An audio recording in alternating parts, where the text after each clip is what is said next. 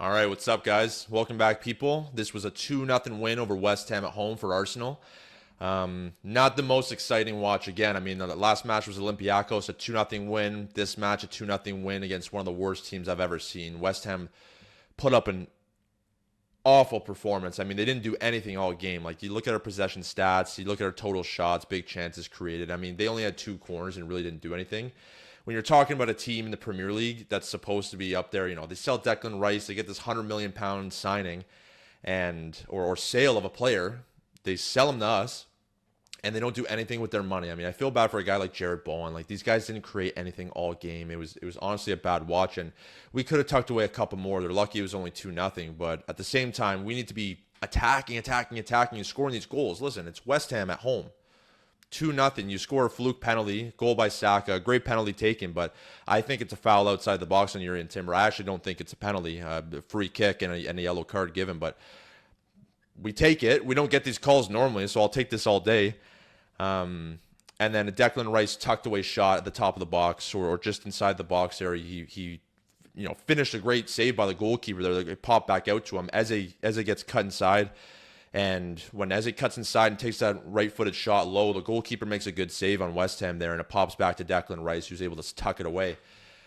However, Eze earlier in that game missed an even easier opportunity in the same position, which is crazy. I mean, he put it over the bar and skies it. He knows he should have finished that, and I don't think he'll miss that again. But overall, we take it, we ride 2-0 win on the game, but West Ham was absolutely horrendous. We got to be pumping more goals than that, because when I'm watching a game like this, I got to see these guys, Declan Rice, Bukayo Saka, Gyökeres, Eze, Martin Odegaard, unfortunately going down injured as well. I'll talk about that in a moment, but we need to be pumping these guys at the beginning so that these substitutions can come on. You can put on Martinelli earlier. Ethan Nwaneri can come on earlier. Odegaard's catching these injuries, right? If you're up 2-0 in the first 20, 25 minutes, you can, the game sees itself out, right, at this point, right? Obviously, it doesn't see itself out at 2-0. You can pump more in the second half by putting these subs who are goal hungry on the pitch. Ethan Nwaneri wants to get subbed on. You can put the likes of Max Dowman on the pitch as well.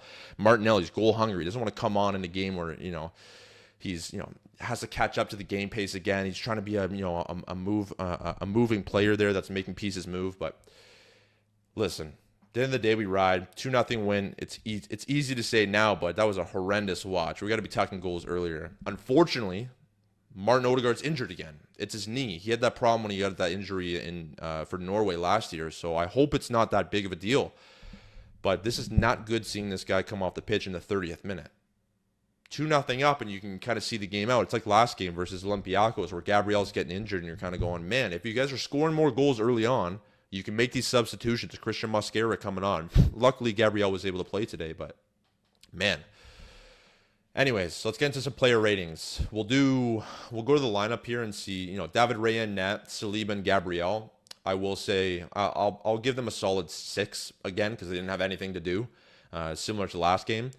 At left back, Calafiori, who's actually playing at the right center mid position apparently, and we're having all these crazy movement players in there, especially with Urian Timber moving into like an attacking right wing player. You're catching him in the box a lot. He drew the penalty for us as well, and honestly, Urian Timber, my man of the match. But I'll give Calafiori, a 6.5, 7. He played well. He did his thing, but he subbed off from an injury in the second half, so. Yeah, 6.5. Wasn't playing the greatest. Didn't create much on the left wing there. A couple of opportunities where he wasn't playing those last through balls in, or that final third pass properly. So yeah, I'll give him a 6. And then Urian Timber, an 8. Drew the penalty. Unbelievable performance again. This guy is the most consistent player on Arsenal. It's unbelievable to watch, actually. I can confidently say now one of the best right backs in the world. Unbelievable to watch. Our defense is unbelievable. Another clean sheet for David Raya, going for the 3rd Golden Glove in a row. Unbelievable. We'll go into the midfield here. Eze, starting in his natural position now for the first time. Missed a sitter in the first half. Honestly, should have bagged, and it would have been nice for his momentum and motivation for him to continue. But it is what it is. We're starting to get him to click. I can't say he had an unbelievable performance, but he's playing with his teammates. He's learning where people are making runs in that natural, 10 position now. So that was nice to see him starting there. I do like that midfield of Odegaard, Eze, and Rice in there. I think that's what we should be starting. sometimes, depends on the game. If you want to be an attacking game like that, have those guys on. Declan Rice playing in the 6, but then it's funny, as soon as you move him up into a position in that 8, when Odegaard comes off and Zubamendi sits in there, Declan Rice has movement to go up the pitch, and that's where he's scoring goals. We saw him do it. We saw him on the touchline. We see him in the box, and that's where I want Declan Rice more often. I don't want to see him as a 6. Zubamendi sits there fine. We're subbing in guys like Marino on again, who are clinical players in that false 9 striker position when they're pushing up the pitch and we're really attacking and people are playing that low block, because he can get into those positions where the fullbacks are whipping it into the box and he can get his head on things. But as a creative midfield player where he's turning and taking a guy on, he can't do that. He's playing the ball back a lot of the time, and it's upsetting to watch. So when Odegaard comes off, it's horrendous to see. Again, a 6 I would give him in the match because he only played 30 minutes and he couldn't create much, and it's a shame. We really need him. We really, really, really need him. So I hope he's okay, and looking forward to seeing what he's a post-match reaction, hoping he doesn't need surgery or anything like that. Because again, if he is playing and he is on his day, he is top 5 players in the league, top 3 players in the league, unbelievable player. So it's a shame he's injured all the time. It hurts us. It hurts us and affects us all the time. Bukayo Saka, he didn't have a lot of take-ons today. He did well in his position. I'll give him a 7. He didn't play the greatest. I'm looking for more goals from him. Obviously, he scored a pen. That's why I'll give him a 7. But it was a lucky pen that we ended up getting there. So we could see better from him. He's getting doubled. Gyökeres is getting doubled as well. Trossard didn't have the greatest game as well either. He had a couple of opportunities. I'll give Trossard a 7 as well. Same kind of thing as Bukayo Saka, where these guys, they're making their runs. But I saw more movement from Jurrien Timber in those final third positions. And it's funny, I wonder if that's coming from teams just not understanding why someone out of position is in those spots. Because if there's 2 people marking Bukayo Saka when the ball's on that right-hand position and Jurrien Timber is shifting into a forward attacking position, the defender doesn't know whether to go with him or not. The second person that's on Bukayo Saka doesn't know whether to shift over. So a lot of the time, if Saka can find that midfielder in Zubamendi or Wanyeri when he's there, and they can make that quick pass to Jurrien Timber, he is open. And we saw that a couple times in this game. It's really cool to see, actually, these inverting fullbacks going into these attacking positions. But then Calafiori coming into that right-hand side too, and I don't know if that's Arteta's tactic of having Jurrien Timber shift into that and overloading that area and keeping the left pretty open for a switch ball and create a lot of space on that left side. But Trossard wasn't able to create a lot today.